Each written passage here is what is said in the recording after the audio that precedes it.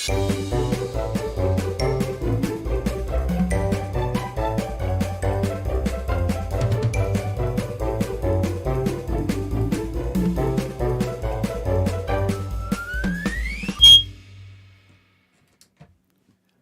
ladies and gentlemen, and welcome to another exciting Vobes One-Eyed Kenobi Showbie with me, Richard Vobes, and the lovely Julia, who's following along shortly. She's very busy cooking dinner for her family and making sure they're all jolly. Also, it's her husband's birthday, so it's happy birthday to Chaz. So she's going to be taking some time off to join us, which would be absolutely fantastic. But she is a very busy modern woman, and so unfortunately, we cannot have her attention 100% of the time. But never mind. I have your attention, which is even better. On the 1st of March, ladies and gentlemen, 2021, this show goes out at 8 o'clock. It might be a different time where you are. From the back room of a terrace house in Worthing at the edge of the English Channel at the foot of the South Downs, beaming into your room. Or screen, anyway, wherever you happen to be. I'm Richard Vobes, and you are the people watching, which is fantastic. That's the way it should be. Let's get on with the show and find out who is out there. Lots of people. Now, out of 10, how bonkers will this show be? I've already seen some of the chin wags that have been going on in there. How bonkers do you reckon it will be? Well, I think it'll be right bonkers, personally. It's always pretty bonkers. Yes, it is pretty bonkers. I say, I don't think it'll be good at all. No, it's not mucking about. Anyway, ladies and gentlemen, it's lovely to see you. I wonder who's out there. Let's go and have a look. I'm just going to go. I've got a little knob here, or a little button anyway. Tells me the participants. The participants. But actually, I don't think the participants is as reliable as actually looking at the chinwag, but we'll give it a whirl. So if you're not mentioned in this bunch, I don't understand why, because I'm looking there and a number of people who've said hello are not actually registered. So maybe I won't go to the participants. We'll click back to the very beginning and see who's there. So the lovely Julia is, of course, out there, but not actually out there. I need to just switch over in case she suddenly pops in. Ernie Sammett, hello to you, down there in jolly old Dorset. Hope it's having a lovely time down there. We may be seeing a bit of old Ernie. Less of the old, he says. Less of the old, Mr. Vobes. Thank you very much indeed. We have Robert Brailsford, who's talking in Welsh by the looks of things. Rami Boo, that's Lisa over there in Ameriski.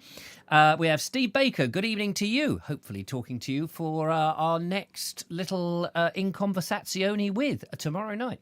Skilt is out there, and Rasputin of Arlington, or even Artington, because I always get it. I've got to get it wrong, haven't I? And I will. And Alison O'Brien, lovely to see you. Thank you very much for popping in. Sean Ford, Kerry Baldwin, Colonel Craig Ratty, the lovely Judith, doing all the heavy work this evening, doing the moderating. I hope it's not too heavy, Judith. We appreciate you being out there. Station Master's Choice, who is also talking in Double D Dutch at the same time, which is rather nice. Robert Brailsford, I've already said, Station Master. Sean Ford, I think I've already said, so that's okay. Skill. Andrew Norris, he says, I always add a thumb before I start. That's very nice. The trouble is you put them on the downward. No, you don't. Of course you don't. Of course you don't. You wouldn't dream of. You might dream of it, but you don't actually do it. So that's all good. Dave Evad is out there along with Jeffrey Harrington. Nigel Sadley says, how bonkers. Oh, yes, there we go. That was where I saw the comment. Daniel Watkins, good evening to you.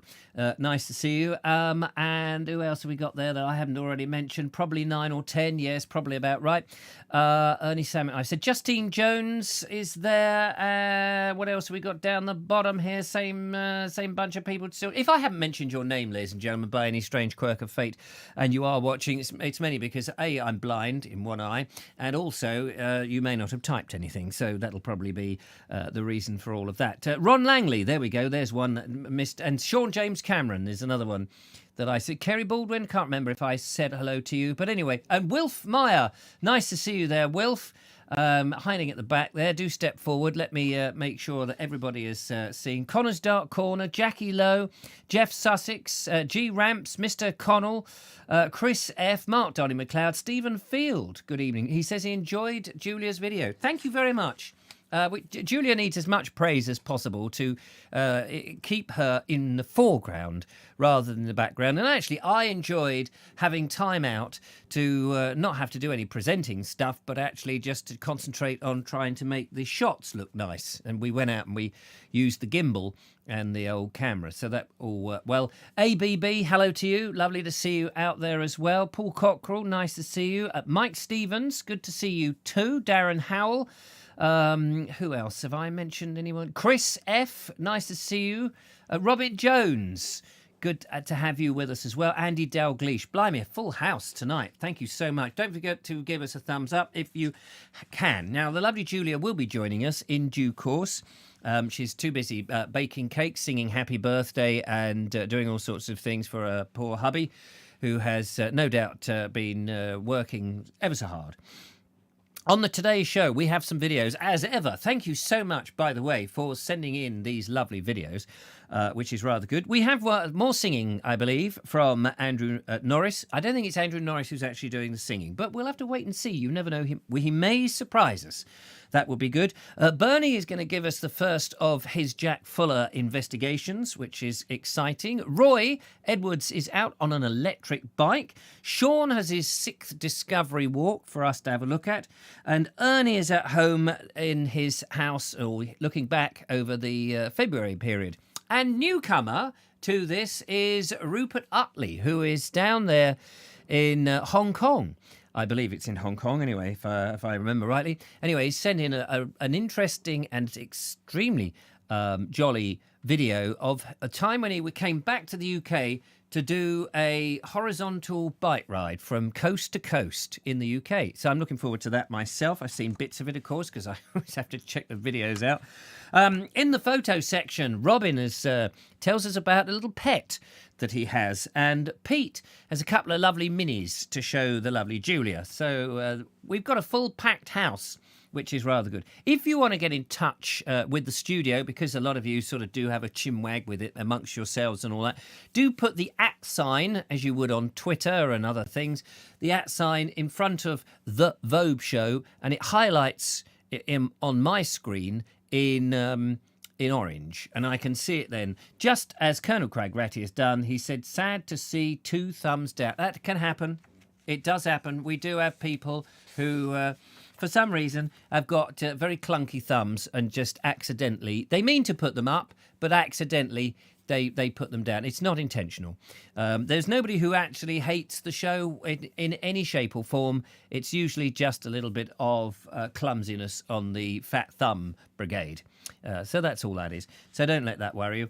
Ron Langley says, do you sing then? And Andrew is a perfect singer. He's out there in Croatia, and very often, first thing in the morning, when the rest of the village is fast asleep, you may not know this, but he often goes out and goes, the hills are alive with the sound of Norris. That is true. That is true. We have a secret recording of that, which one day we may broadcast. He claims he doesn't, but clearly he does. My dogs sing better than I. Oh yes, we've got recording of the dogs doing the duo as well. Oh oh oh oh oh oh oh oh oh. Now, if you want to actually hear the proper version, Alexa, play "The Hills Are Alive" with the sound of music. There we are. See how many Alexas now, or Electra, or whatever this woman's name is doing it. Siri, play the Dam Busters theme. Now, it'd be interesting if somebody's got Alexa and got a Siri, and they start, one's playing "The Hills Are Alive," and the other one's doing the Dam Busters theme. Dun dun dun dun dun dun dun. That would be quite hilarious. We'll wonder how much of that is. Andrew Norris says he's lying. Would I be lying? I'm sitting. Look at me. If I was lying, I'd be on my back prostrate. Prostrate? Is that a gland? Yes. Better go and see the doctor. Anyway, enough of this nonsense. I was watching something earlier today, and this was quite interesting because it challenged me. It was about, are children today as clever as children are in the past? And the measure was looking at 11 plus questions. Do you remember the 11 plus? Did you sit the 11 plus when you were a small little kiddie? I don't know that I actually did. I think the 11 plus was just curtailed at the moment at the end of primary school when I was just coming up to 11, because we actually left, I think I left at 10 in the morning. And I think that it stopped. I don't remember doing it because all the clever boys, they went off to the Colliers, which in Horsham was the grammar school. And the dunces, which is where I was, went to the comprehensive school, where we scratched our heads and often scratched all the nits as well. Now, if you were one of those clever people, maybe you did do the 11 plus, but I'm afraid to say that I don't think I ever did it. But I was watching this thing, and this thing showed questions that were the 11 plus questions. So 11-year-olds were expected to know a number of questions, right? And, it looks like the lovely Julia is coming in any second now. And then they compared it with GCSE questions for 15 and 16-year-olds. And the questions for the 15 and 16-year-olds were so much easier. These were like 2014, I think these questions were. So much easier than the 1950s 11 plus questions. I mean, incredibly easy. Absolutely. So Judith says, I did the 11 plus. Please, sir, I did the 11 plus. I did it, honest. Which is amazing. Audrey Forbes says, I passed the 11 plus and got to go to grammar school. Yippee! Yes, I just wore the dunce hat in the corner. I managed to fail the 11 plus, says Colonel Cragratty, and they sent me up a mountain. Oh. That's all right. And Robin says you could do the 13 plus as well. Could you? Well, I never was given the option to do that. I remember knowing that there was this 11 plus that was supposed to be coming when I was a kid. Never did it. But I remember being absolutely petrified by the thought of this exam and doing it. I was absolutely scared out of my skin. Station Master's Choice says, went to Strode School, Egham. Don't know whether that's good thing or bad thing, Bernie. Andrew Norris says, you live in a posh area, Nigel. Oh, hang on. What did Nigel do? Yes, we have the 11 plus in Kent, only we call it the Kent test, as there are so many grammar schools in Kent. I see. Yes, well, the likes of us, obnobs, don't manage to do that, old chap. Anyway, the Colonel Cragratty says, I see that Eric has passed the 11 plus. Oh, yes, he passed the Can I Survive to 11, living in the basement with the Vobes. So he has managed to do that. As long as he keeps archiving the show, it'll be fine. Now, I wonder if the lovely Julia ever past the 11 plus. Shall we see? Because, ladies and gentlemen, so thrilling as this moment is, at the beginning of the week, the star of today's video is here. The lovely Julia. Now, I hope she has unmuted herself, just to double check. Here she is. How are you, Julia? Oh, I pressed the button. Oh, of course, I've got to add her to the scene. There she is. She's a star, but if I add her to the scene, ta-da! Oh, I'm really wonky. Hang on, let me just wiggle my camera about. You wiggle your camera. Wiggly, wiggly, wiggly. Wiggle, wiggle, wiggle, wiggle, wiggle, wiggle. Sorry about that. That's quite all right. Lovely to see you, lovely Julia. Looking very lovely as ever. Oh, thank you. Feeling very knackered as ever. How are you? I'm good. I am very good, thank you. Your video today seems to be going down really well. People seem to prefer to have you on the screen than that funny grizzly bloke. Yeah, I'm quite chuffed with the reception so far. It's good. It is very good. So marvellous. Now, here's a question for you. Are you aware because I know you had weird circumstances by growing up in a place that's not England, which is very, it's sad for anybody who didn't grow up in England as a kid. Did you do the 11 plus? I have no idea what the 11 plus is. Did you do the 13 plus? Did you do any pluses? Did you travel on a bus? Have you ever been in a fuss? Do you know a bloke called Gus? I mean, anything that rhymes will do. It doesn't really matter. I know Russ. Yeah, good. Mark Burgess says, not Bill Bailey muscling in on your... I've lost the thing now. Territory then, not Bill Bailey. No, I don't know where that Bill Bailey came from. And Colonel Cragratty said, I failed my O-levels as well. So he's a right old dunce.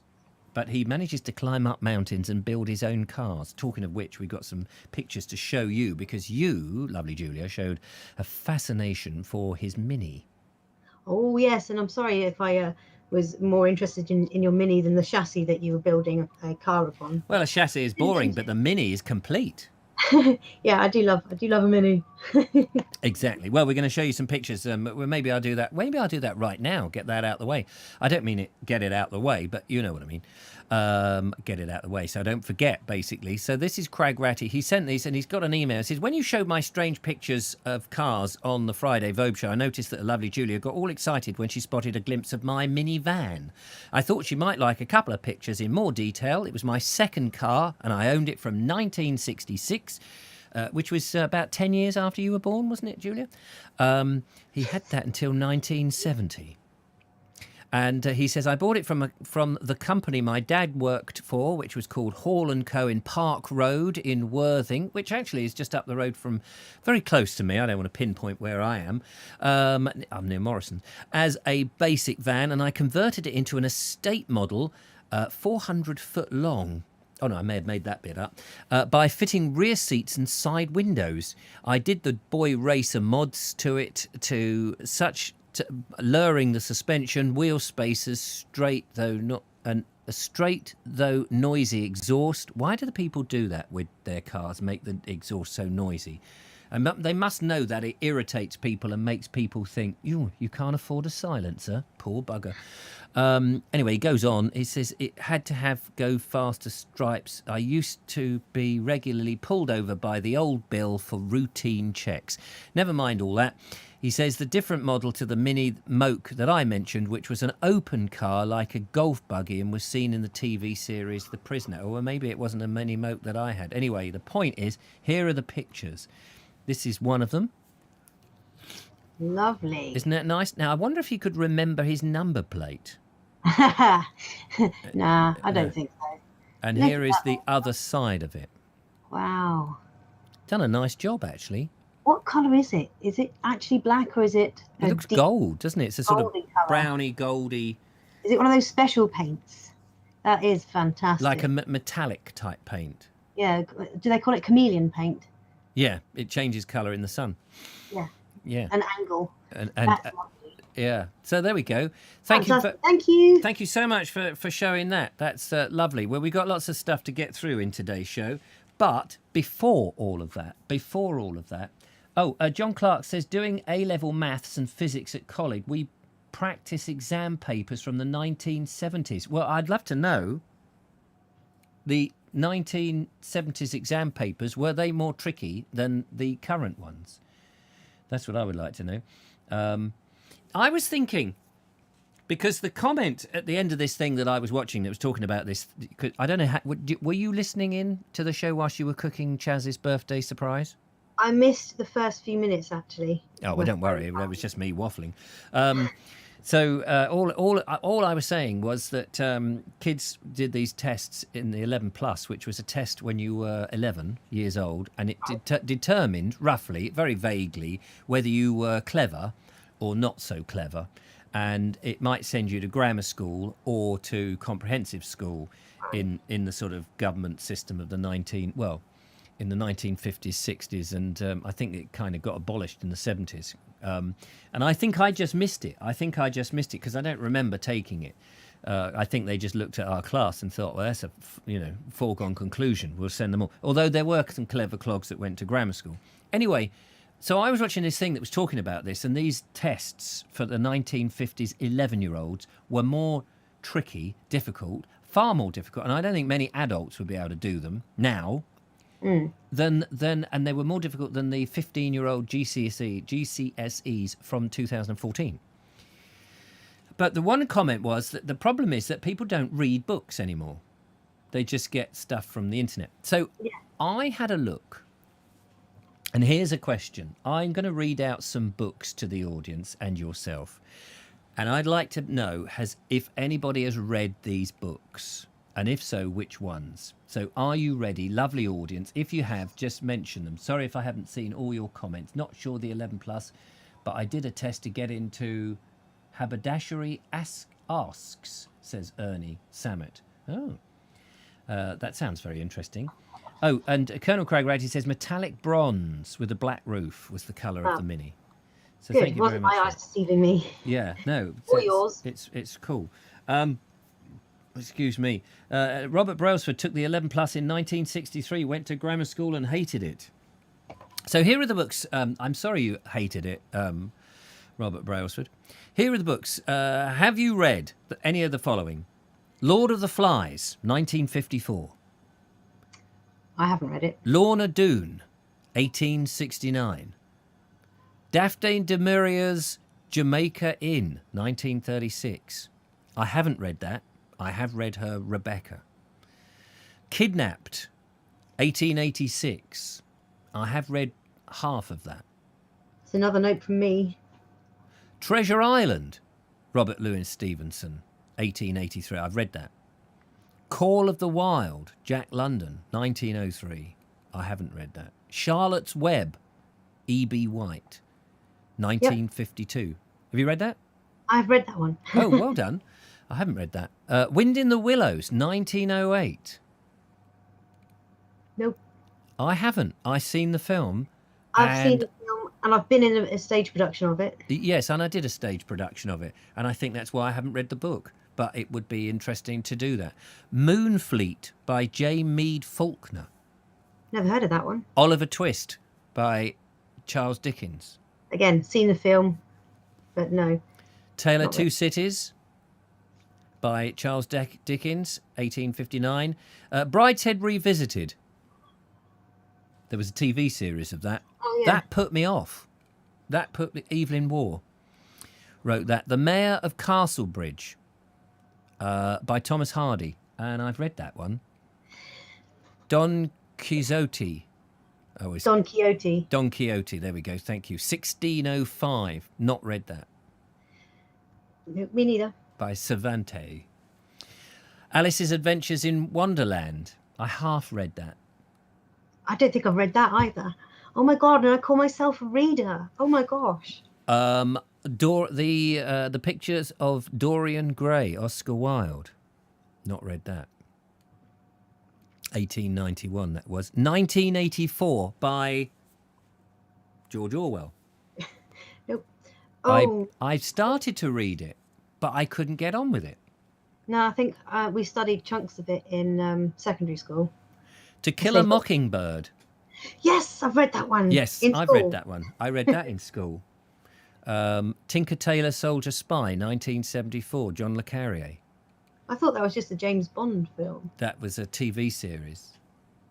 Oh, right. For a long time. I haven't read that. Animal Farm. Yes. I haven't read that. Anne of Green Gables. Nope. By L.M. Montgomery. Of Mice and Men. My sister lent me a copy of Mice and Men. I started to read it. It's American, and I just could not identify with it. Very difficult. The Children of the New Forest. Not read that. Heidi. Nearly through the list. I'm just curious because these have been ones that, are very famous. For Whom the Bell Tolls, Ernest Hemingway. Unfortunately, I read a lot of Alistair MacLean, and he did one, not For Whom the Bell Tolls, but the When Eight Bells Tolled. And that's an adventure. I read loads of those sort of books as a kid. One Flew Over the Cuckoo's Nest. Never read that. Fahrenheit 541. No. Ray Bradbury's The Illustrated Man. No. Brighton Rock. I did read that.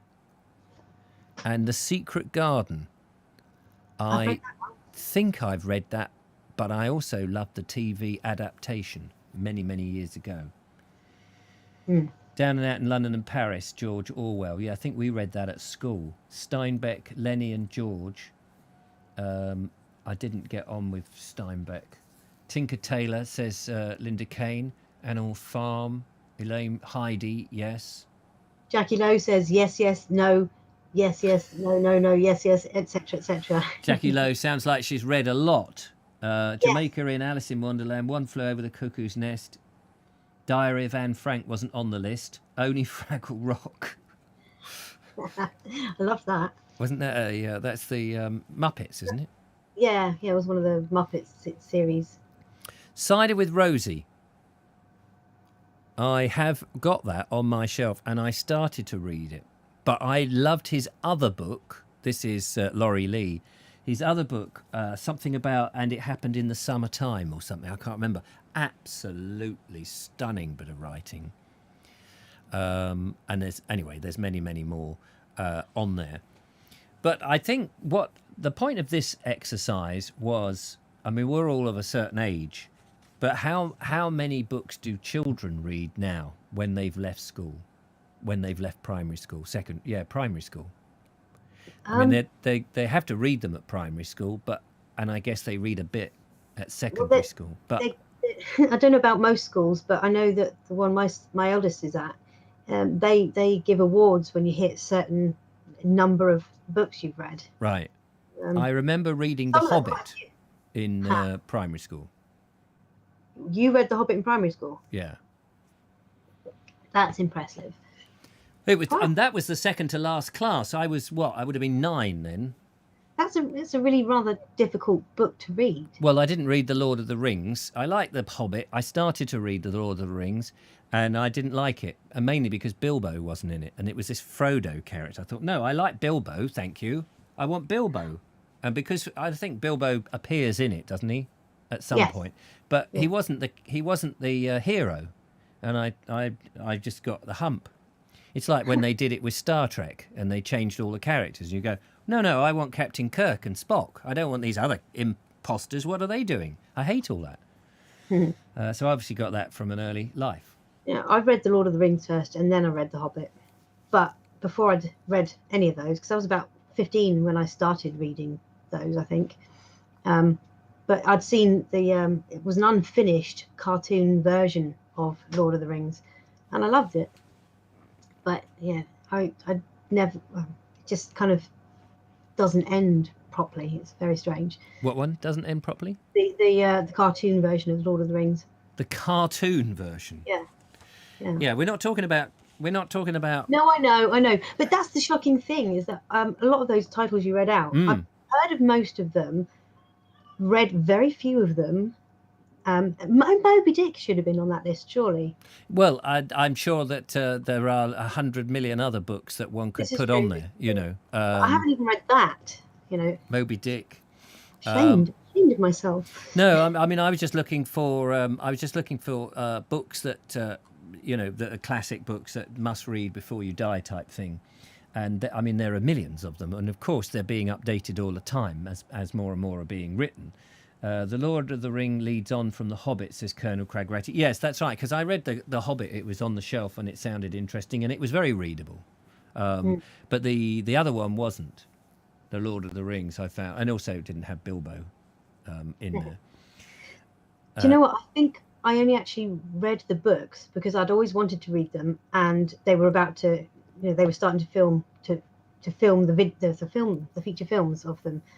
So I think that's why I read them. So I can't remember when that was. Robin Jones asks an interesting question. Does talking books count? And I would say no. And the reason I would say no is it's while you can consume the story, you haven't read it physically. I think there is a big difference between sitting. Well, you don't have to sit necessarily. I mean, you can float if you like. There is a difference between holding a book in your hand and the motion of your brain interpreting the words as they're written and listening. Because, and I tell you why, because when you read something, it's you and the author and nobody else. When you listen to something, and I know that because I do listen with Vobes, and I know how difficult it is. I am sitting there reading somebody else's words, and then other people are listening to me reading to them. That can be very soothing, or it can be very boring. If you go on LibriVox, or whatever they call themselves, you can hear some books, classic books, read to you, but there's no passion in them. Many of them can be, and same with I've noticed with the get a free book with audible.com or whatever and you hear some of these, and I have to say the Americans, and no disrespect to American people, it's just that the ones I've heard with Americans reading them, they read incredibly fast. They don't slow down the ones I've heard. So that's a very small record. And they do tend to, but Americans do tend, this is a sweeping statement, which is not going to win me any friends, but do tend to stay their dialect, or the words, is that, yeah, their dialect, or the way they speak tends to be within a very narrow band. So they tend not to get, well, a lot of Americans just seem to speak on one kind of, almost monotone level like that. And the books that I've heard, and I'm not being offensive. I am being offensive, but I don't intend to. Is that they can be going. So John went into the room and had a look round, and then in the drawer he found the gun. He took the gun over to the window and he looked out the window. And it's like, can you not slow down a bit and give us a bit more drama? He took the gun out of the drawer. It glistened in the light. Can you not make something a bit more of it? But no, so reading, I think you have more, you and the writer. Well, Jackie Lowe puts it well. She says, when you read, you use your own imagination, and it's not influenced by another reader. Yeah, absolutely. So Yeah. Oh. Anyway, so that conversation all really was stemmed on, are we dumbing ourselves down? And the follow on then is, I found myself in a bad habit. I have a very bad habit, and I bet a lot of people also have this bad habit. This is one that is broadcastable, and the bad habit is this.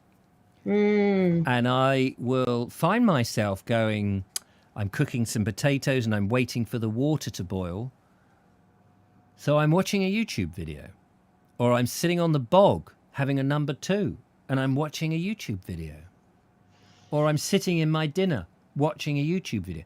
Years ago, I would have had a book in my hand, and now I'm saying to myself, this is like a wake-up call. And while I make YouTube videos, and people may be watching this whilst they're stirring their dinner, I want to get away from, because none of this is really enriching me. Some of it is, some conversation and stuff. Some of it is nice, like television.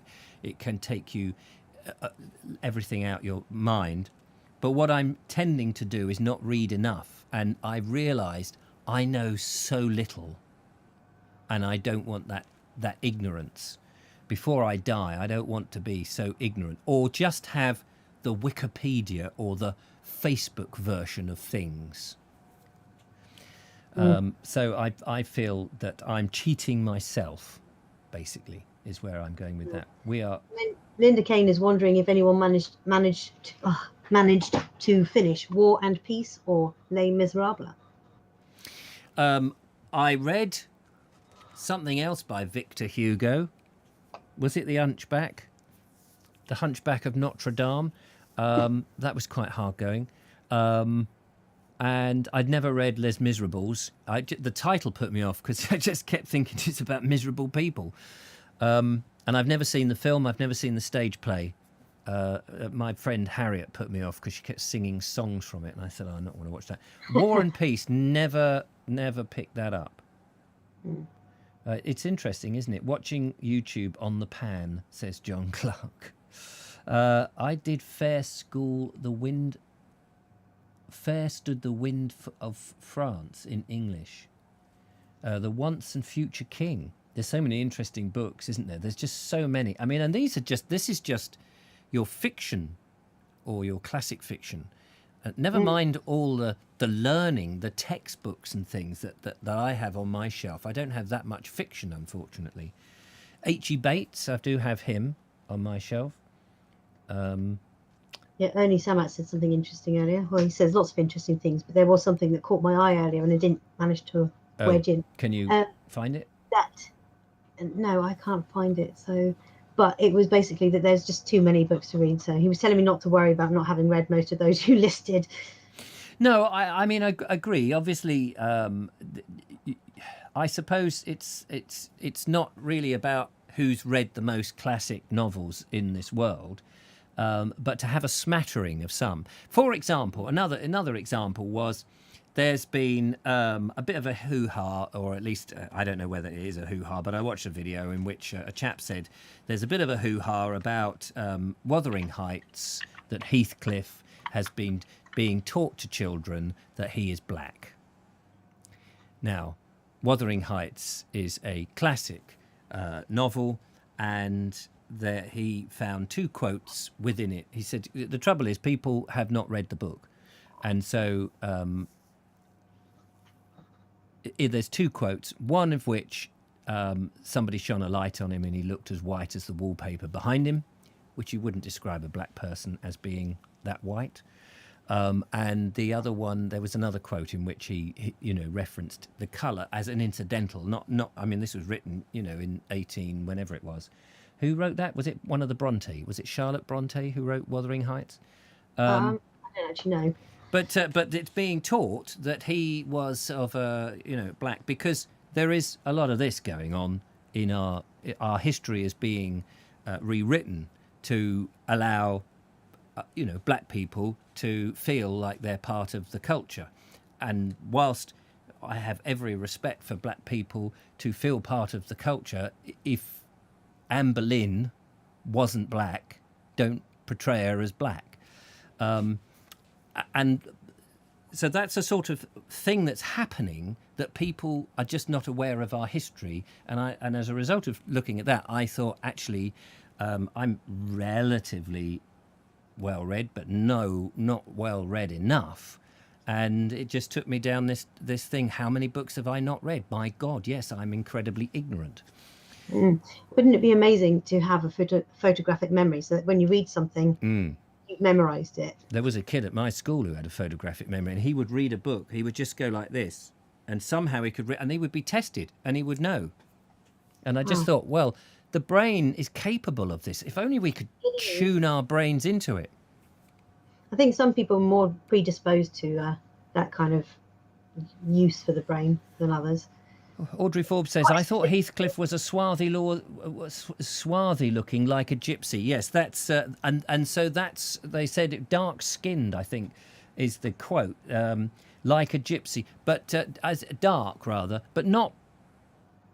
But like a gypsy, maybe he was more of a gypsy, so more European than from another subcontinent. But also described as being white later on in the book. So, you're right. Is the kids all right? Are they banging on the door? And no, they're not at the moment, but I did hear some things. Oh, fair enough. Yeah, so it's fascinating. It's fascinating stuff. Anyway, we have lots of videos and things to play and view. But thank you for indulging me in that. Robert Brailsford says, is there any videos tonight? Yes, Emily Bronte. Thank you very much, Steve Baker, for that. Emily Bronte. Didn't I say the Bronte? I said Charlotte, I think. Yeah. Right, we are going to go into the video box. Let's get cracking on this and see what we've got. Into the video box we go.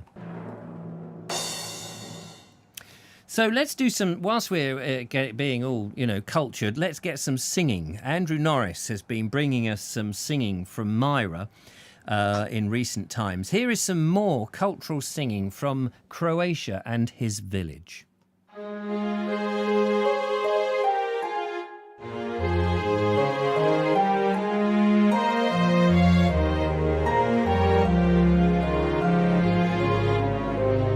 Ajde idemo rado, ajde idemo dušo, ajde idemo bijela rado dole do Morave.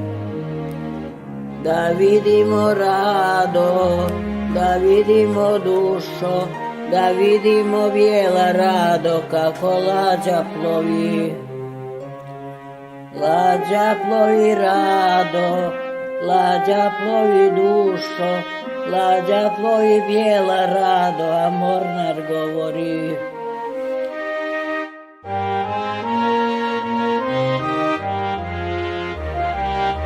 Ne udaj se rado, ne udaj se dušo, Ne udaj se bijela rado, još si dijete mlado. Udaćeš se rado, udaćeš se dušo, udaćeš se bijela rado i dobit ćeš muža. Uvenućeš rado, uvenućeš dušo, uvenućeš bijela rado ko u čaši ruža.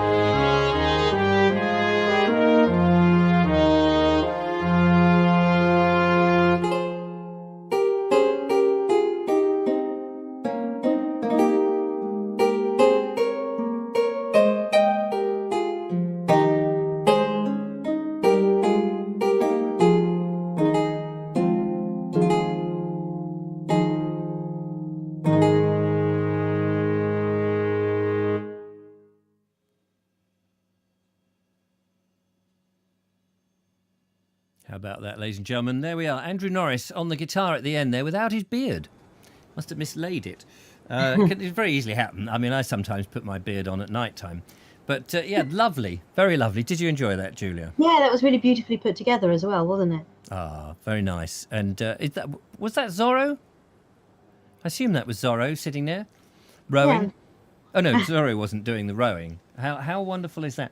Yeah, it's lovely to have captured all of that, Andrew. I wonder how many other people in Croatia had captured any of that old stuff, whether they'd ever bothered, and whether you are unique. I imagine you're pretty unique.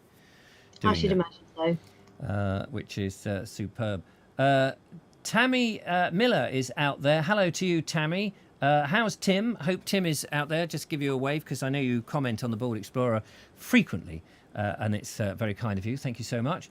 Robert Croesus says swarthy. Hang on, I missed that. Swarthy is hardly seen as a minority or racist calling someone swarthy. Swarthy is a nice term, isn't it?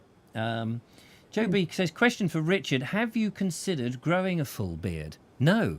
The last thing I would want to do, grow a beard, I'll look even older.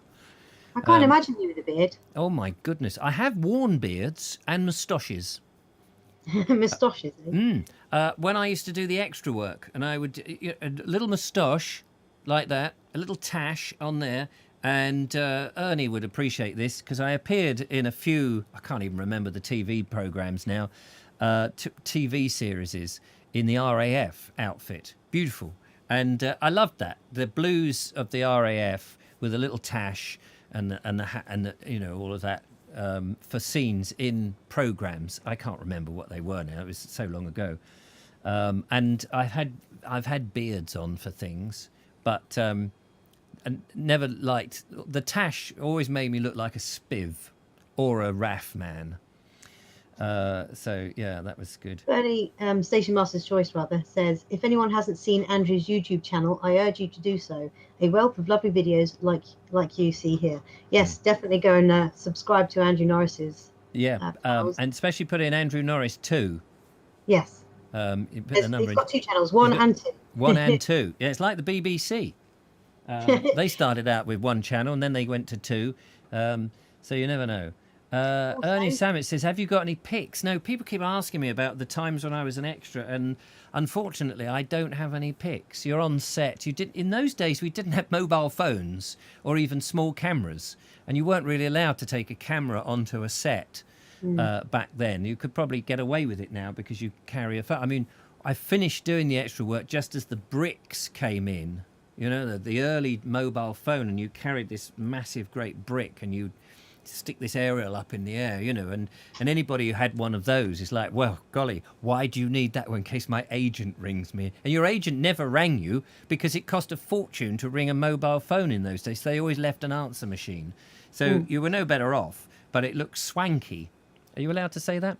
Swarthy and swanky. Swanky's fine. Swanky. Tammy Miller says, hello, Richard. It's not quite 3 in the afternoon. Tim is still at work. Oh, yes, of course. I forgot. Yeah, you'd be working. Slaving away, they do over there. Slaving. Richard looks young for his age, so could get away with a beard, says John B. I was in this kids' TV thing as a policeman, and I remember turning up. I must have been in my mid-20s, and I remember turning up on this thing. It was a children's television, and I had a couple of lines. Can't even remember the name of the thing, you know, it was so... but it was the director was great fun on it. And I was a policeman at a what do you call it, those things, red and white and black all over, the zebra crossing thing.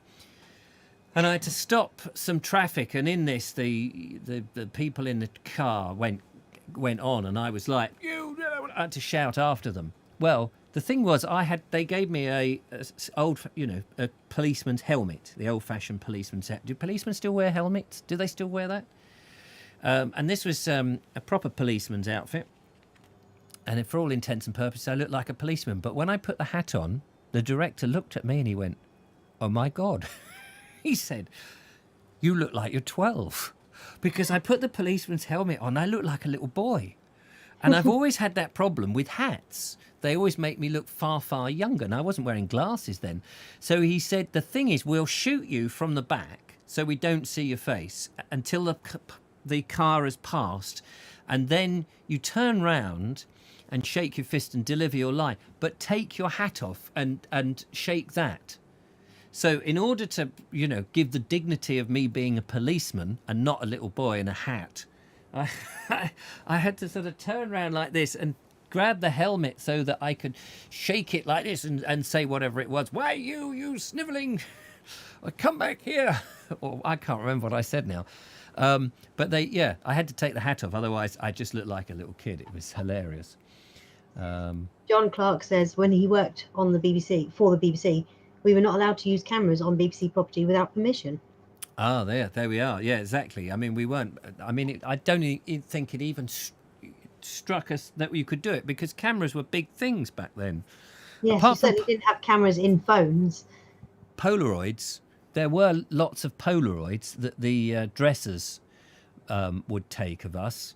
We would go in and they would take pictures of, you know, especially if you were there for 2 or 3 days, so that they knew what costume you had on and makeup. If you had any strange makeup, they would take, but they didn't give them to you. They put them on the wall so that when you came back the next day, and they would go, "Oh yes, you were in that one. Let's see. Oh, you had sideburns down here, right? Okay, yeah."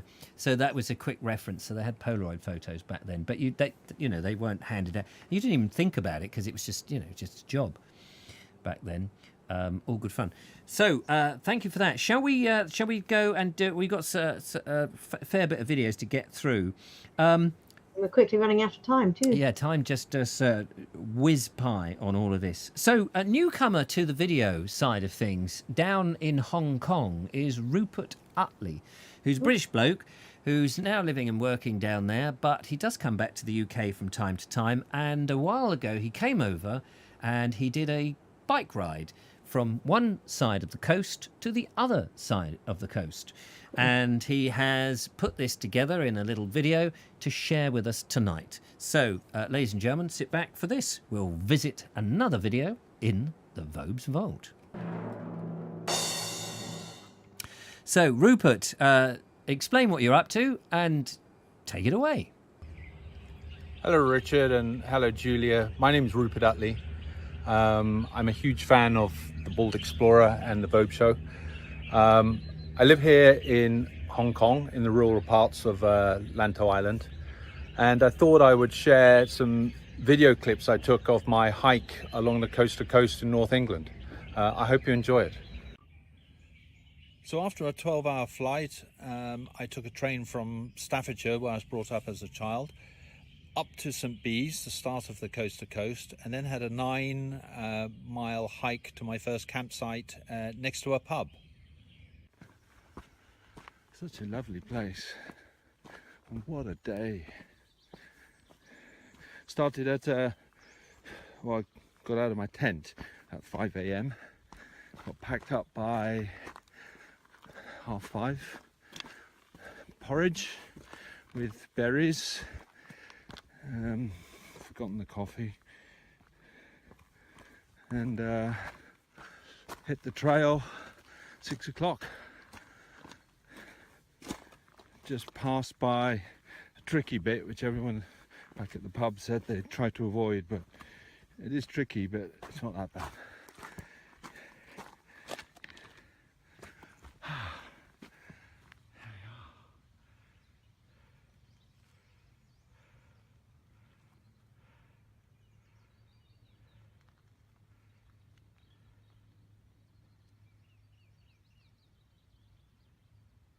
So since in the last 20 hours I've walked 34 miles. That's what I'm feeling it since I've been idling about as an office dweller.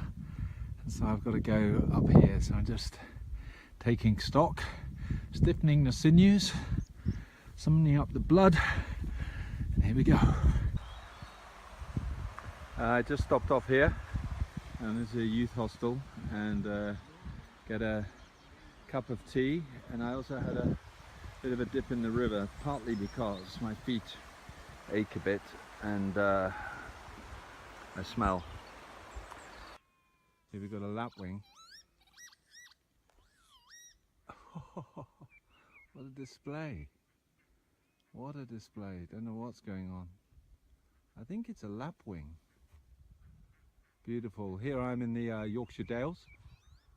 Camped up there, right up there on the top, near a place called 9 Standards above Kirby Stephen. Took me 7 miles and all evening to climb up there. So I just left Keld, hiked up on the mountain last night, and I'm just walking through this path and up this small valley towards Reef. Beautiful day, in fact hot, breezy, could not be better. Here we go. And following the British way of doing things, I walked through the gate, closed the gate, and carry on my way.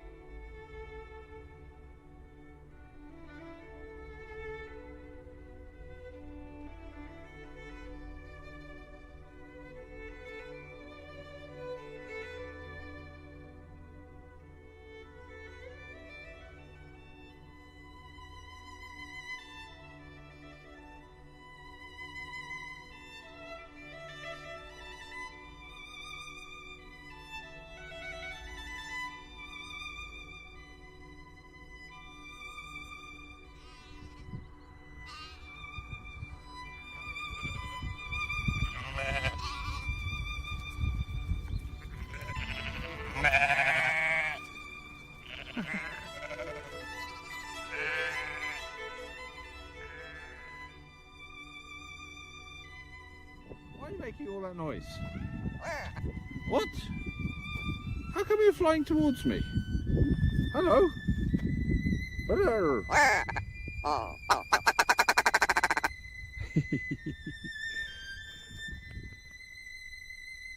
And finally I make it. 200 miles, 9 days of free camping. I get into Robin's Hood Bay on the east coast of England, and a very welcome pint of beer. So when this thoroughly wretched lockdown finishes, I intend to go to the UK, do some more hikes. I had planned to do the Pennine Way in 2020, and that was scuppered by the government. But I'm optimistic things will get back to normal, and I hope to see you out in the English countryside. And until then, 再见.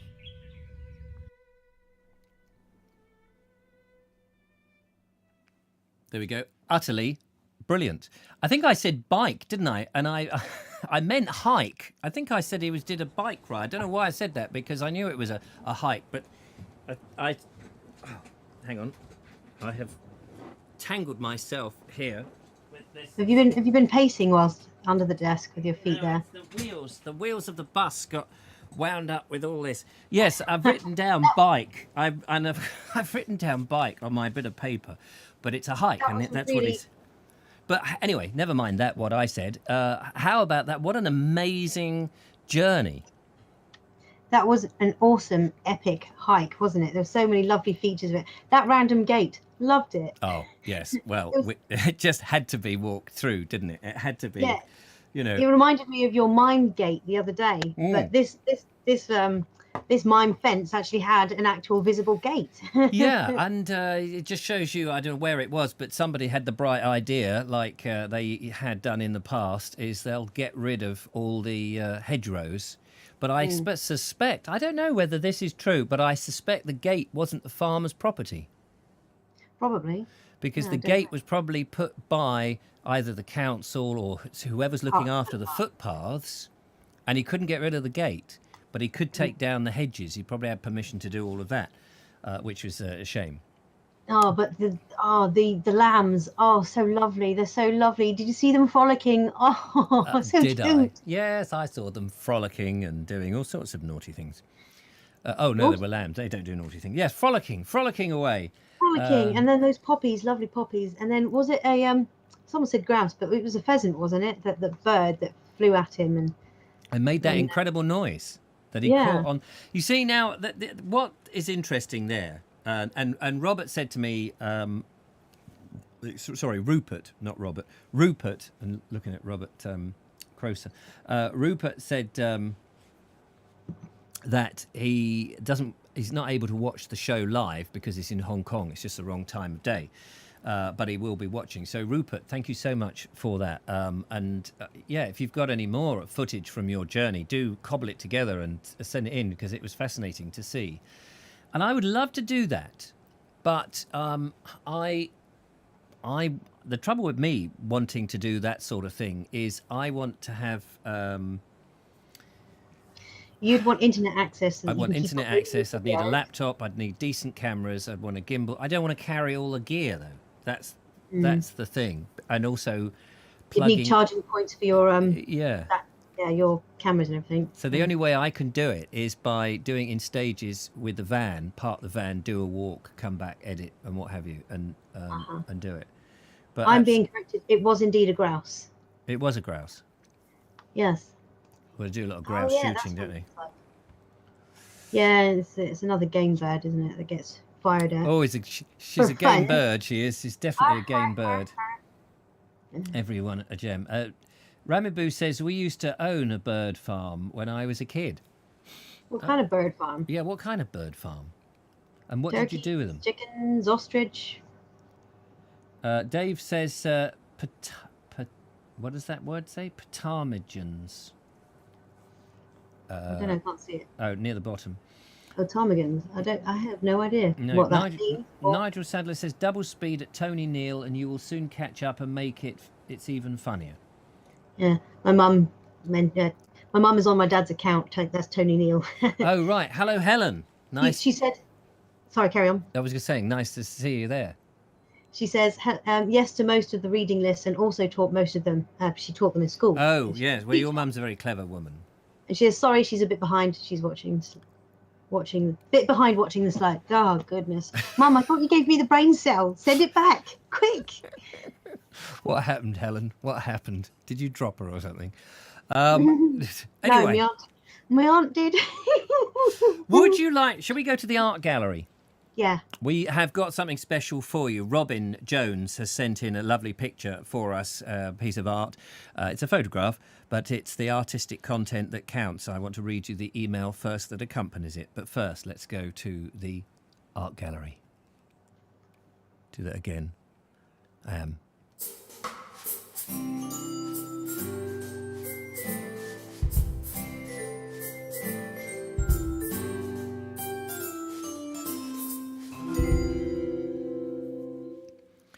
And in the art gallery, Robin Jones has sent this, and he says, "Hi, Richard. Some years ago, we got a rescue kitten from the RSPCA. It didn't turn out so well. We returned it after the children vanished." And he points out it's not about the subject, but the composition, which can be applied to anything you care to shoot. So with that, let's have a look at the kitten that he had. And there it is. Silence from the lovely Julia. I thought there might be a, oh, isn't that nice? Oh. Are you there, lovely Julia? Or maybe I just can't hear you. I was muted again. Oh, that's what I thought. He's gorgeous, isn't it? Some kitten. Yes, quite some kitten. That's quite some kitten. But when I did see the lion's face, the word shoot came shooting back into my brain. I was like, please tell me you don't shoot those. Shoot as in with a camera. Photography shooting is yeah, I'm sure that's right.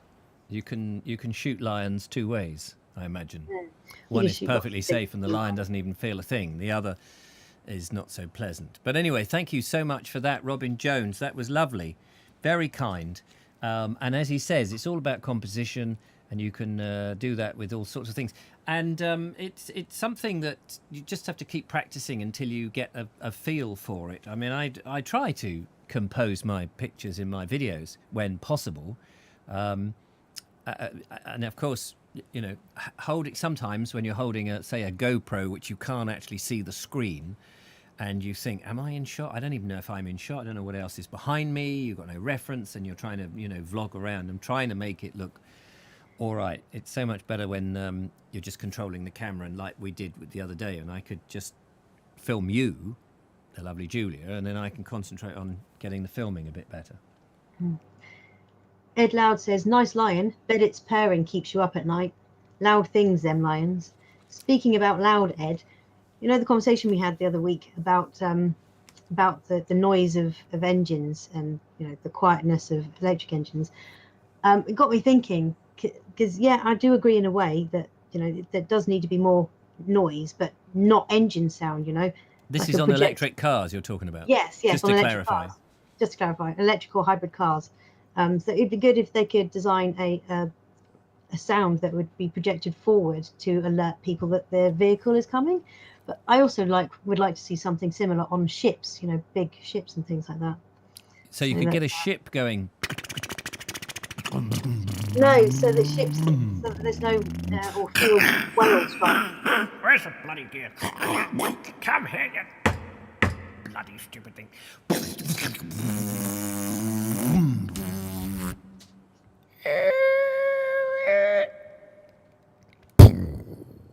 Ouch.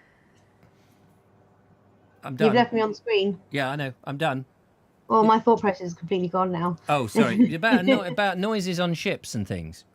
Yes, so there'd be fewer whale strikes, you know, where the propeller hits the whales, where they don't hear them coming, blah, blah, blah. So the whales can't hear, do they not feel the vibration of the motion? Well, because the boats are going forward and the noise-making thing is at the back, the noise is to the back of the vehicle rather than at the front.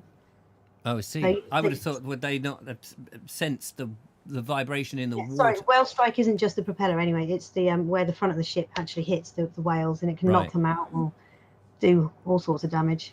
Sounds grim. I'm glad I'm not a whale or live in Wales. Not with their head chief in Wales, whoever he is. Yeah, so there you go, Ed. Julia's... Yeah, there you go, Ed. Yeah, no, I do agree with you. should have some sort of noise. Right, talking of electric, let's go back in the video thing, because we have Roy has an electric bike and he wants to show us a little bit about it. Why not? Awesome.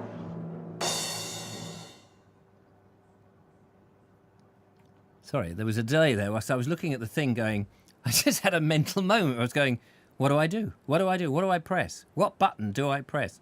I press the one marked Roy, don't I? Dong. That helps. Thanks. Good evening to the Vobes show and Richard and Julia. This is just a small little clip on my Volt electric bike.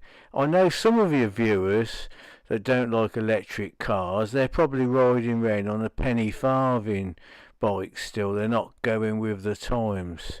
I like to be with the technology. This Volt bike, I've had it for 5 years. It does about 70 miles to a charge.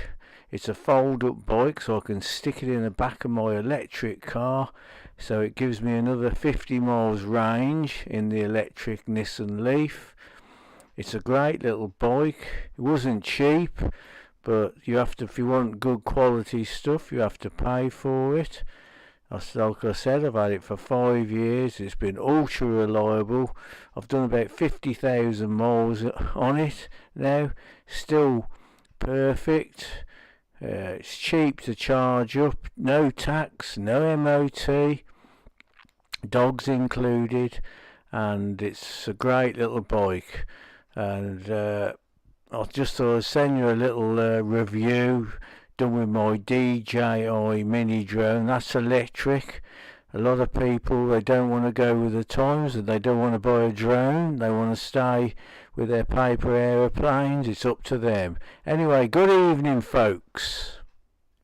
Good evening to you, Roy. Thank you very much for that. Yeah, we don't. Not everybody wants to go with the times. I understand that, but how fascinating. What I didn't understand though, if it's an electric bike, why has it got pedals? Because it's an electric assisted bicycle. Oh, it's okay. To my knowledge. Right, so you still have to pedal then. Yeah. Yeah, it's But just that you don't pedal as motor- much. Yeah, exactly. Right, It puts more power into the bike for you. So it's not like an electric motorbike. And also, you're charging the battery, I believe, when you pedal. I don't know that for sure. Don't quote me on it. I'm not going to quote you. I'll keep it a secret. Nobody said that. That's If we can go back a moment to when Ramaboo said that she used to own a bird farm. Yes. Well, her parents used to. Yes, do. They had pheasant, grouse, quail, peacocks, all kinds of different banter chickens, and one Muscovy duck who was best friends with the dog. That sounds amazing. And what did you do with the birds? You weren't hiring them out to be shot at. Well, hiring them out. I can hire them out. I want them back undamaged, but you can have them in a shoot. Everybody, we have to miss because these birds are going to go back in one piece. Yeah, I'm assuming they were for food. So, but I'm sure they had a lovely life.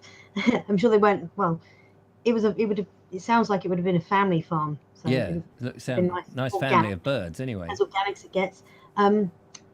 Something interesting. Who was it that took the photo of that lovely lion? That was Robin Jones. Robin Jones, yes. Someone asked him where the kitten sleeps, and he said, "I took the photo at Bristol Zoo." And Robert Croser makes a good point. He says he's not a fan of zoos, but they may be a necessary evil. I don't know where my tongue's gone tonight. It's not doing what I tell it to. Is it in your head? It is. It's in there somewhere, but it's flapping about like it's got a mind of its own. Well, that's all right. That's all right. No, I do agree with you there.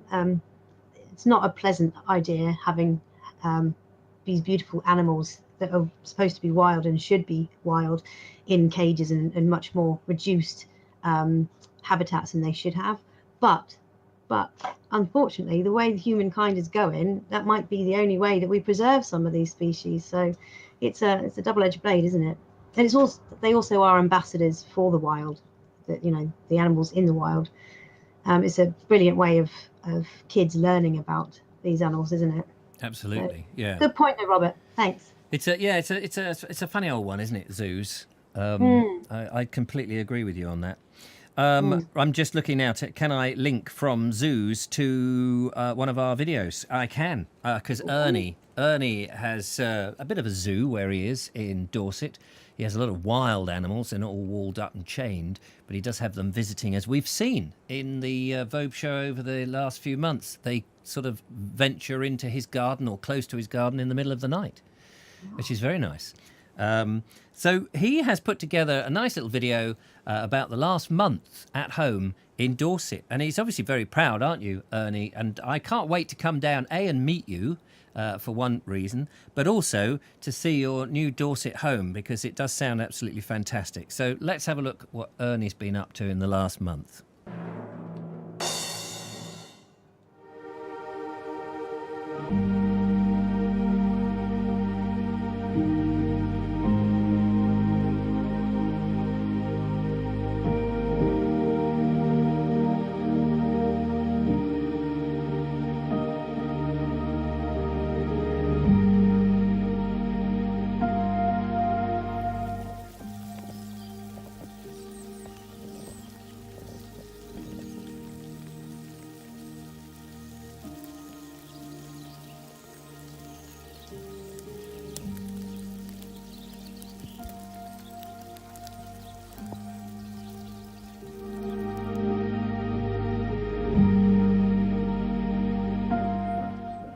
Yeah, they're interesting, aren't they?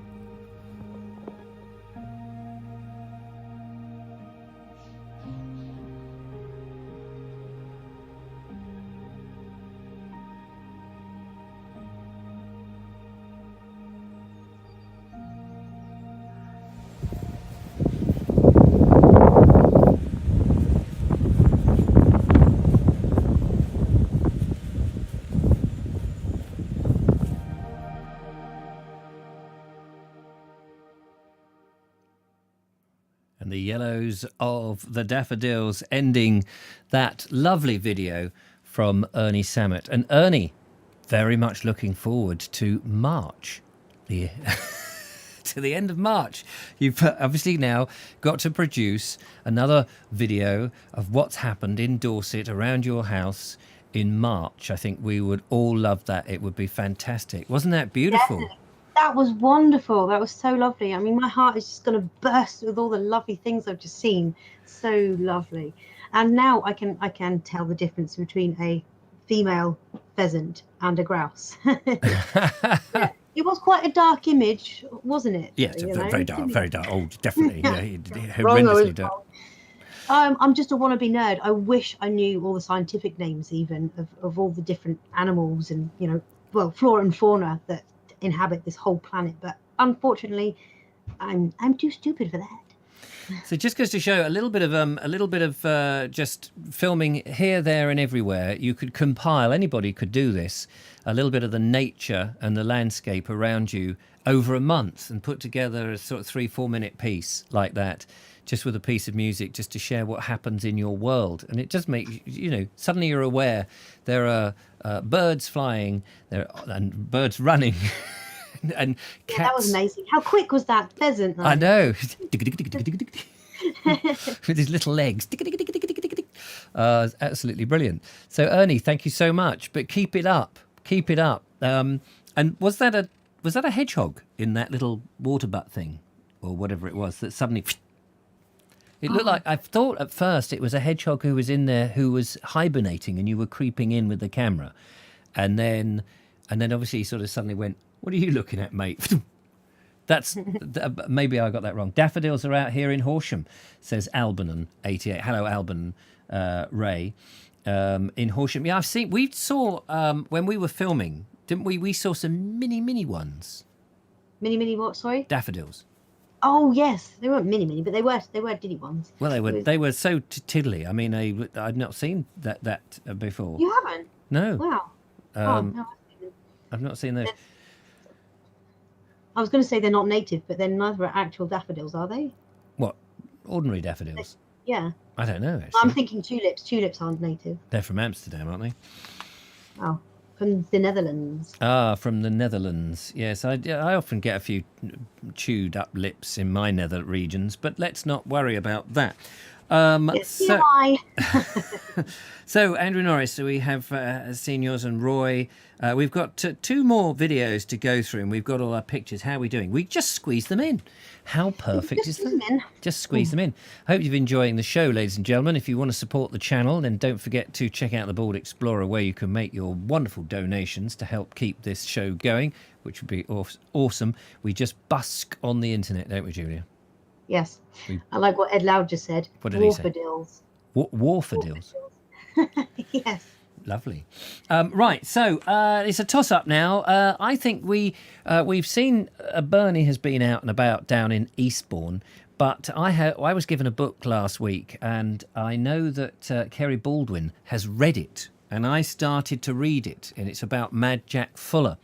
And Kerry, I just want to ask you a question, because I started to read a bit of it last night. I was sitting in bed, and just before I went to bed, I thought, I'm going to start a little bit of reading of this. I've got other books on the go, but I often have more than one book on the go. Chapter 1. Oh, my God. How did you cope with that, Chapter 1? It's like, I wanted to read about Jack Fuller and find out about him, but his family tree is huge. There is so many people. And I forget the name of the author now, Annette, I think it is. And she introduces you to the whole family very quickly, and when they were born and when they died and what they did and what their wife did and from whom they were born. I found that quite heavy going, because I couldn't take in. It's like Jack Fuller 1, Jack Fuller 2, and then Jack Fuller, and he was married to him and this married to the... I was fascinated by the whole business with the coal and the iron industry and the cannons and all of that. That was fascinating. But we haven't even got, poor old Mad Jack Fuller, who we're going to learn a little bit more about from Bernie, wasn't even born. And I was like, I don't know which one is which now. This is so confusing. But I'm sure it gets better, and I'm sure it gets more interesting once you've established your family tree. So yeah, Jack Fuller Jr. LOL. That's it. So anyway, Kerry Boring says, I heard what you said on the podcast and thought, I don't remember that. Being a genealogist, I probably glossed over. Well, you probably accepted it. Being a genealogist, you probably went, oh yeah, 1762 to 1805. Yeah, and then, okay, he was 37 or whatever. And yeah, he's married to him. I've got that. You probably just went, bing, easy. Do you struggle with that if you're reading a book, Julia, and you get too many characters right at the beginning? Yeah, I mean, I would struggle with that. It's like the Silmarillion. Who? However you pronounce it. It's another one of the J.R. Tolkien books, where it goes into detail about genealogy, their lineage and the histories behind them and things like that. I didn't get on very well with that one. I like having lots of characters, but I do like them to take time to be introduced instead of, here's 15 characters and I'm going to tell you all about them all at the beginning. It's like, really? I just need something to hold on to and follow for a bit. Yeah, I mean, yeah, you've got to get to know them and then see how they all fit together, I suppose. But Kerry says the book that we're talking about, Mad Jack, it gets better, much better, and I get that, I do get that, and you've just got to get past that. So I'm not saying that I'm not happy with it. It's just that first chapter was like, oh my god, so many people, but I'm really fascinated. So I'm very much looking forward to it. However, Bernie's going to give us a bit of a shortcut because he's been walking around looking at some of the follies that old Mad Jack built in his lifetime. So let's dip into the video box and see what's there. Oh, just as I was about to press the button, we have a phone call. Let's find out who's on the line. Hello, caller. Welcome to the show. So let's dip into the video box. I can hear myself. Hello. And he's gone. Right, okay, fair dues. Let's play the video. This is Bernie out and about in East Sussex. He'll explain more, looking for the Jack Fuller follies. Nice tranquil scene here with the sheep, and as you can see I'm quite a way up high, and you ask, oh, here we are folks. For those of you who like trig points, here is another one, and I'll let you know where it is in a moment. And if we hear pheasants in the distance, I wonder if any of you watching this will know what I'm looking at. So let me tell you where I am. I'm actually up on the Battle Ridge, and I'm at Wood's Corner. That's where the trig point is, Wood's Corner. Can you hear that pheasant? Now, those of you of a certain age from this fine county of ours, if I said the name Mad Jack Fuller, everybody would go, oh yes.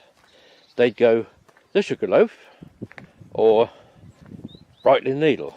I've just come round here because you can actually see, it's a bit dark, but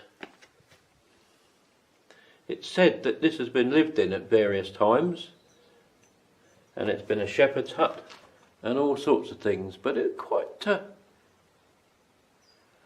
strongly constructed. Now, a lot of the things that he built, you just couldn't. We know not the reason why he built them. This, there was a definite reason, and he made a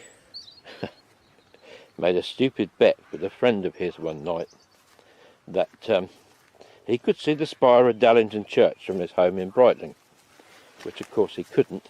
And when he woke up sober in the morning, he suddenly realised he couldn't. So he had the Sugarloaf built. So that, and he put it there. And when, of course, his friend came to stay with him and looked out the window, he could see what he thought was the spire of Dallington Church, so obviously he won his bet. It's called a sugar loaf because at that particular time, when sugar was imported into England, it came in pyramid-shaped containers called loaves. Hence we call it the sugar loaf. That pointy thing.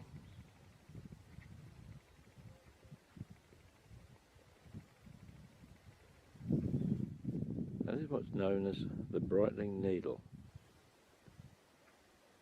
Nobody knows why Fuller built it. One theory is that it was his own little tribute to the Battle of Waterloo in 1815. There we are. So much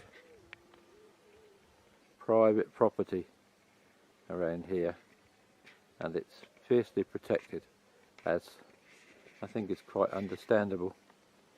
But there you have it. That's a closer view. Mad Jack Fuller's obelisk, the Brightling Needle.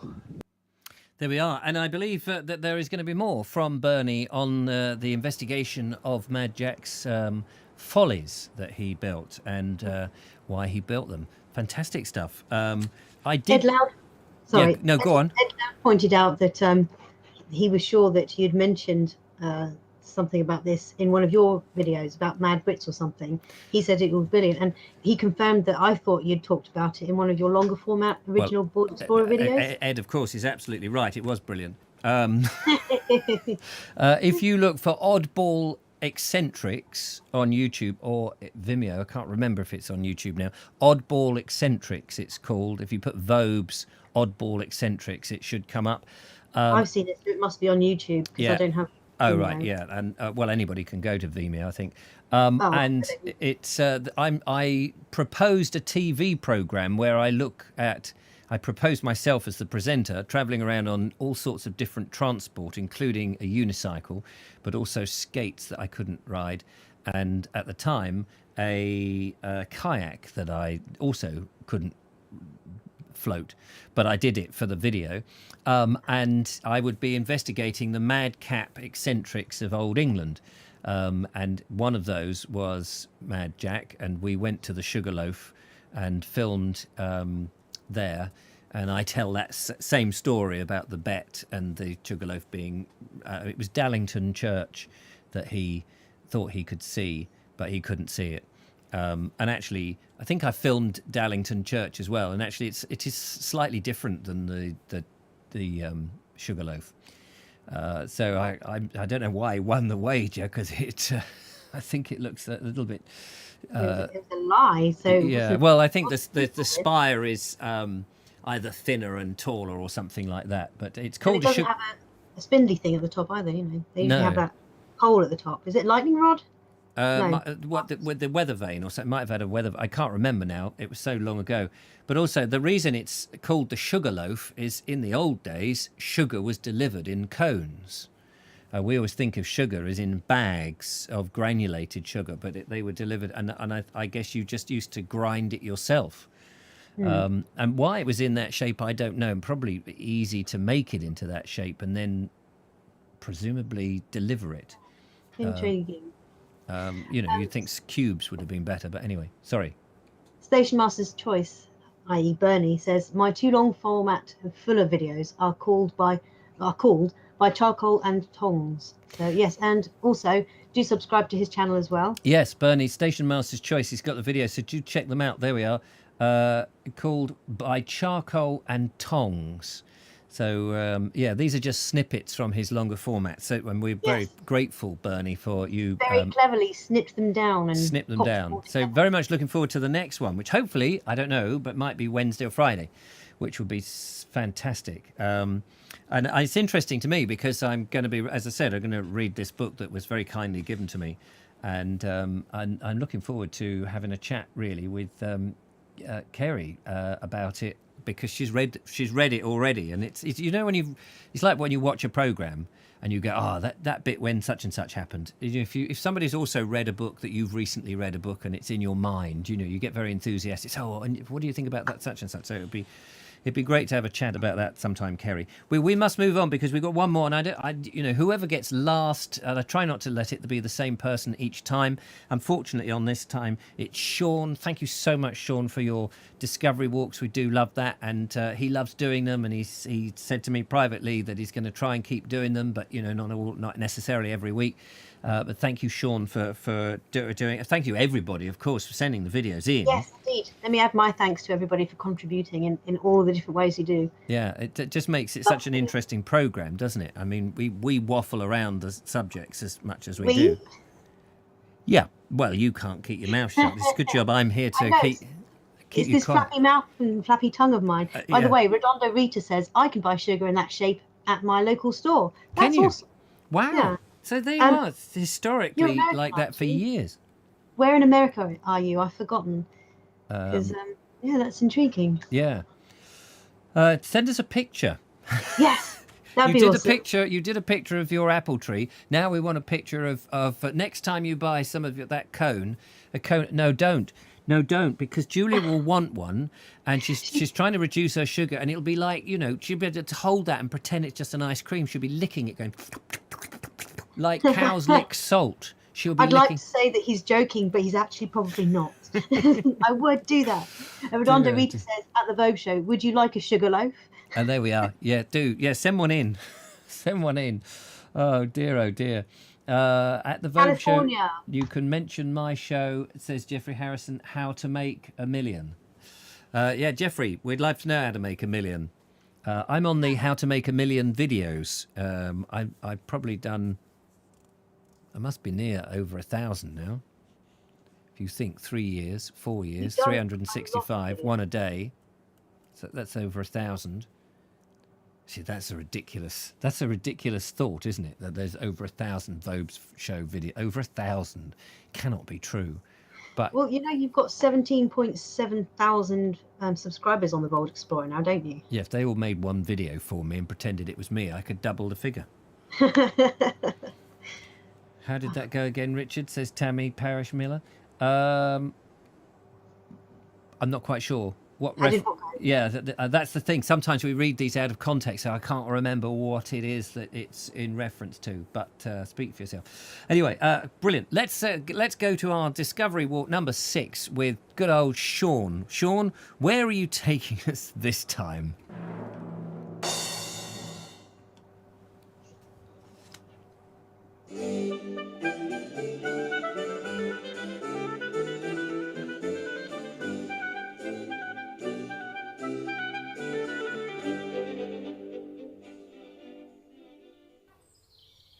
Morning friends, today I'm going to take you into the woods. This is on the outskirts of the Coombe Valley Park side and just coming off of Pebsham Lane. So into the woods we go.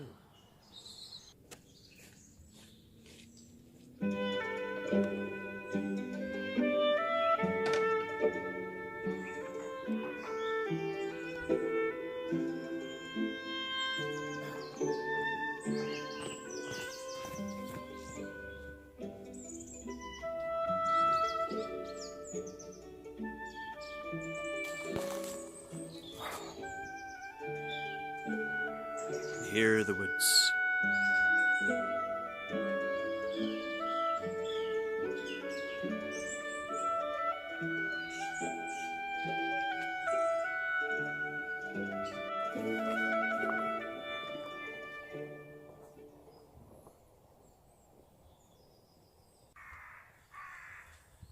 Some stunning oak trees down here.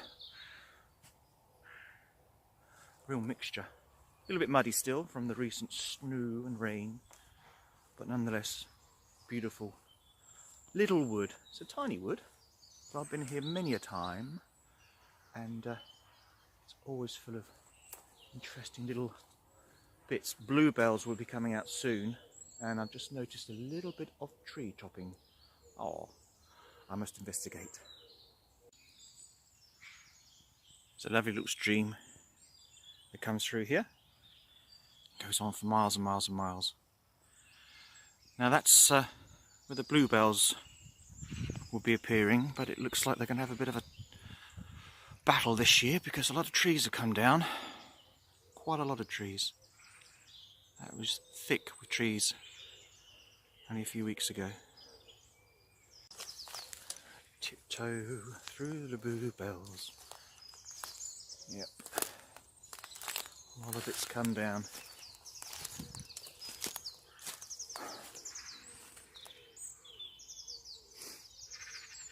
Progress. Right, let's go somewhere. There's a few more trees still standing.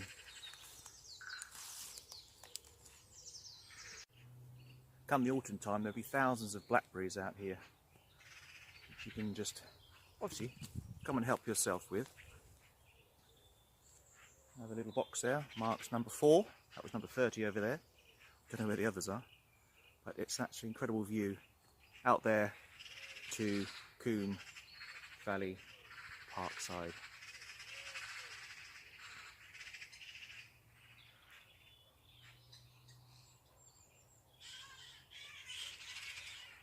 It's all happening.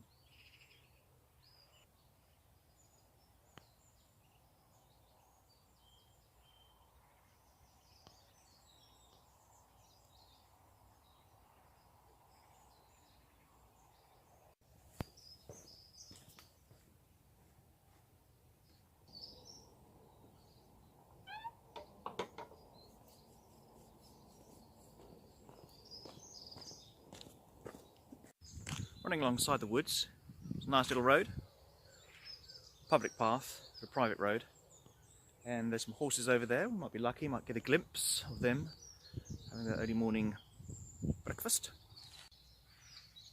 No horses this morning, they must be still in their little barns, but I shall head back now, so make it a short one today, but thanks for watching. It's a tiny woods, but it's sweet, lots of happy memories in there. Well, let's go back for me breakfast myself. Thank you.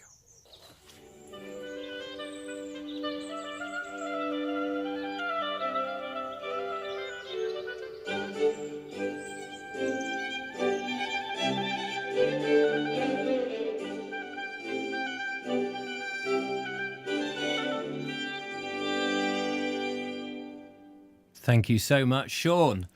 That was delightful, and I loved the bird song, the soundtrack there, care of BBC sound effect record. No, live sounds, live sounds. There was a moment when he said, all along here in the autumn, you can go and pick your blackberries. And I thought, oh, that sounds lovely. And then he went, there's a little box there. And I thought, that's where you put your money. He said, obviously, help yourself. There's a box there. Shove in your money. Oh, it's lovely. I always love the woodland stuff, as indeed I know you do, Julia, because we were out in the woods only yesterday. Only yesterday we were out in the woods. Only yesterday. And that was absolutely divine. And again, the soundtrack. Do you remember when we were working, social distance, all that nonsense? And I said to you, we need to get some wild track, and we got some ambience. Oh, yes. We had to stand there quietly. We stand there and we just switched the microphone. Turn on the microphone. So turned on the microphone, which we were only just using the lapel mic, which isn't, really for that sort of thing. You want a parabolic microphone. I'll let that drop. And so we were just stood there, and of course it's at that moment where everything goes quiet, doesn't it? It's almost as if the birds and everybody else goes, oh, we want some atmos, hang on a minute. Shh. It's like, no, that means you guys, it's your turn, flap about. You are the ambient. Yes, you are the ambulance. Ambience.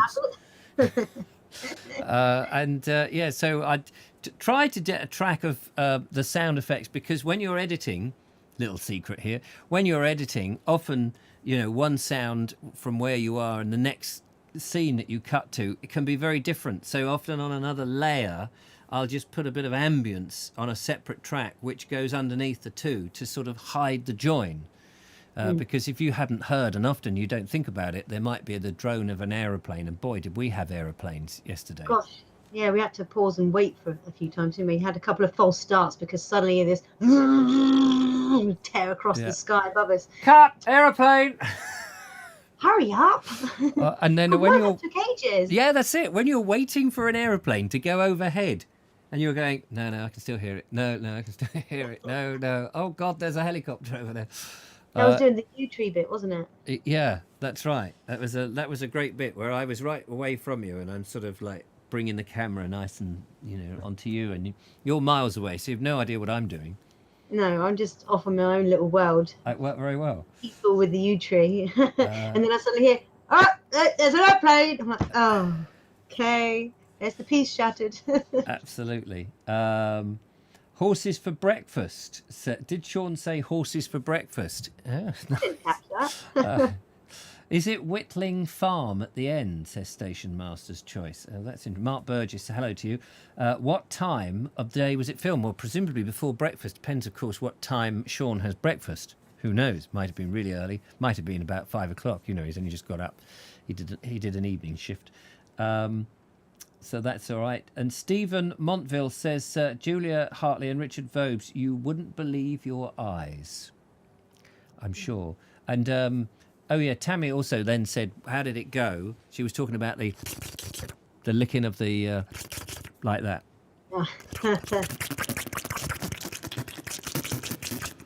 Station Master's Choice says parabolic microphones. Are they curved then? Yeah, that's it. Yeah. They are, parabolic microphones are like satellite dishes. So they're curved. You have a curved dish.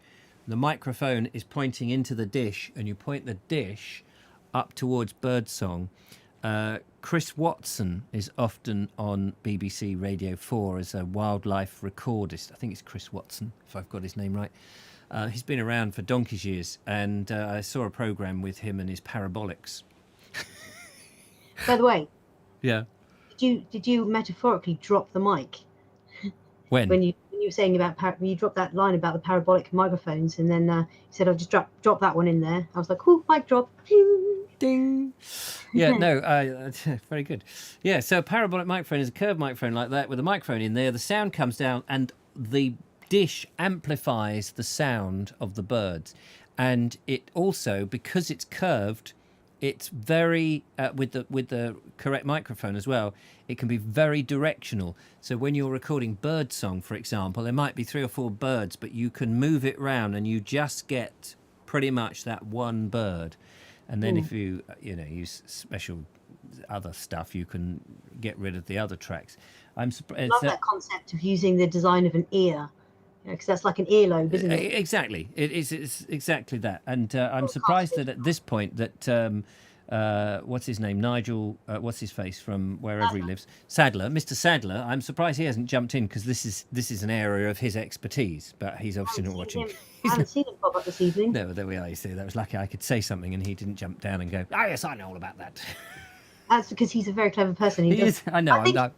Has he got a photographic memory? He was there at the beginning. He was there at the beginning because he told us that the grammar schools were, there was like, he lived in Kent and everybody went to grammar school because there was 600 million of them. Maybe he's had to go and put Aaron to bed and give him. Give him a slap. Get to sleep, boy. Get to sleep. Is that how you were put to bed? Yep, that's how I put my children to bed as well. Mm-hmm. And now the last one is finally leaving home after 26 years. So that's quite good, And the old shoehorn has managed to get him out. He's not yet gone. Heaven help me, please, if the what do you call those solicitor people? The solicitors. Heaven help me if the solicitors don't get their act together. Anyway, listen, we're over time. Thank you so much, ladies and gentlemen. It's been an absolutely fantastic goodbye. I like that word today, didn't it? Oh, sorry. That wasn't very good goodbye, was it? Oh, thank you everyone for commenting. Thank you for all the videos. I loved them. Spoiled with videos tonight, weren't we? Yeah. We didn't have any calls, did we? Well, somebody did. Yeah, we just ran out of time. Someone tried, but yeah. Sorry about that. Do beg your pardon. Yeah, we didn't put the phone number. We had an interesting conversation at the beginning, and then just getting through. What I don't want to do is to sort of go bang, bang, bang, bang with the videos, because that's such a shame. Anyway. Yeah. You've got to go. I can see that you're being hailed. Yeah, I'm itching to go. Yeah. I got the JoJo's. Ian upset and then Right. Let's say goodbye. Thank you so much, everybody. Thank you, Judith, for doing all your stuff. To Andrew Norris for his video. Bernie, Roy, Sean, Rupert Utley, Ernie and Robin and Pete for your contributions, to the lovely Julia and all of you who tuned in. And thanks for the thumbs up and all of that. It's been fantastic. I'll be back on Wednesday. Take care, one and all. Look after yourself. Have a nice evening, Julia. And you. Hopefully I'll be back on Friday and see everyone then. Have a lovely week, everyone. Bye. Take care. Bye-bye. Bye.